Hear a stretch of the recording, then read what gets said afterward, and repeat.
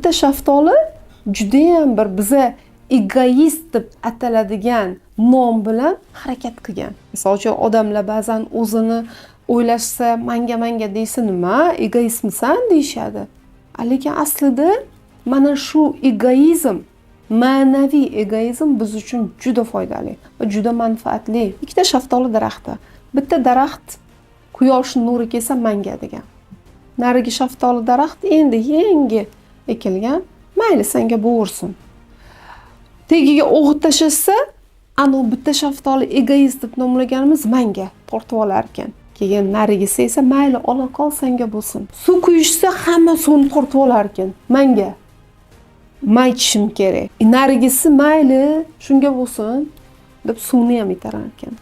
Oradan kunlar, vaqtlar o'tib, ikkalasi ham katta daraxt bo'libdi. Lekin egoist deb nomlagan shaftoli daraxtimiz shunaqa chiroyli meva bergan va shunaqa barakali meva berganki, uning mevasidan odamlarning ko'zlari quvonisha boshlagan.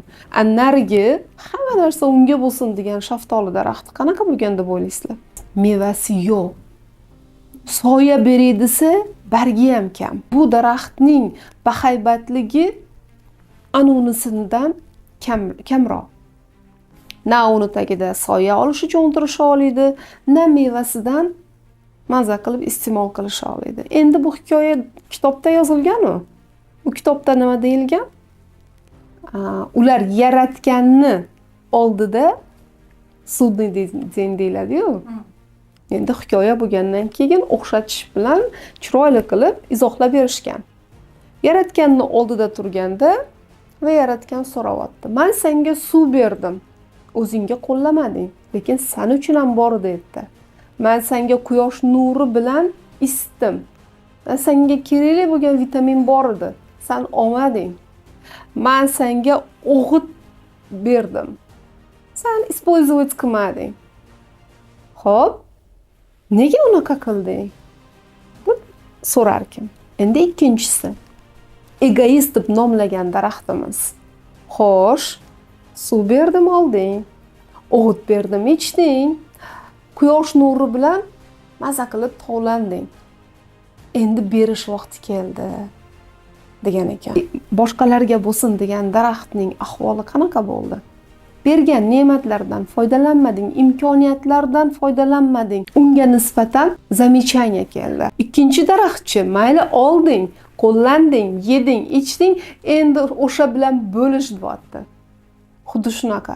Agar insonlar ham berilgan imkoniyatlardan foydalanmasa, yo boshqa uchun, yo u uchun, yo'q men hozir egoist bo'lib qolaman, agar o'zim uchun deydigan bo'lsa, nima bo'ladi? Demak, bizga kelayotgan imkoniyatlar xato joyga kelyapti. Menga kerak emas. Men keyin nimani bera olaman? Farzandlarimga, juft halolimga, yon atrofimdagilarga. Meni missiyam qaysi joyda bajariladi? Menga berilgan vazifa qayerda bo'ladi? Bo'lmaydi. Qani bu yerda qon, qani hayot, qani jon, qani energiya men maqsadimga erishish uchun. Ilmni olyapman, ularni berish ham kerak. Ulashish kerak, berib qo'yish emas. Nuridan ulashish kerak. Ilmni ham podelitsa qilish kerak. Ana o'shanda men yorqin daraxtga aylanaman. Ana o'shanda meni atrofimdagilar ham maza qilishadi. Meni mevamdan, meni soyamdan, meni shabadamdan qiyoslab aytyapman.